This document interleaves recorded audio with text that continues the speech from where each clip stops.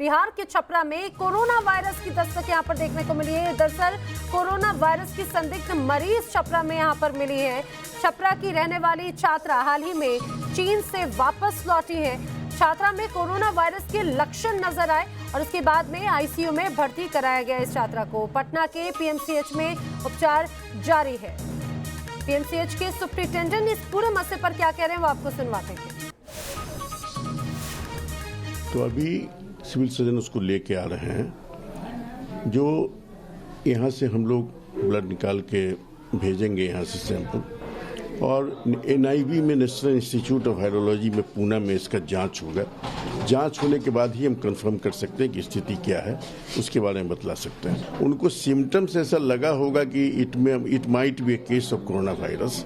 हमारा isolation ward हमने तैयारी कर दी है 206 नंबर, और जो है इस तरह का केस अगर सस्पेक्टेड केस आएगा तो मेरे तरफ से पूरी तैयारी है। यहाँ पर किसी तरह की दिक्कत नहीं है, डॉक्टर हैं, ये है हमारे यहाँ जांच का जो इंतजाम है, यहाँ से हम लोग भेजेंगे। तो सुना आपने, पीएमसीएच के सुप्रिंटेंडेंट थे, उनका कहना है कि पूरी तरह से तैयारी है अगर इस तरह के मरीज पॉजिटिव पाए जाते हैं। रजनीश सिन्हा हमारे सहयोगी हमारे साथ में जुड़ रहे हैं। रजनीश, क्या कुछ और जानकारी मिल पा रही है इस छात्रा की? हालांकि डॉक्टर्स का तो ये कहना है कि अभी रिपोर्ट जांच के लिए दी गई, उसके बाद में कुछ कहा जाएगा। अभी तक और कुछ पता चल पाया है? देखिए, बिल्कुल नाना, अभी फिलहाल ब्लड सैंपल इस छात्रा का जाएगा और उसका रिपोर्ट आने के बाद ही कंफर्म होगा कि इसमें वो वायरस है या नहीं है। दरअसल चीन में न्यूरोसाइंस की पढ़ाई कर रही थी और 22 जनवरी को छपरा अपने घर आई थी।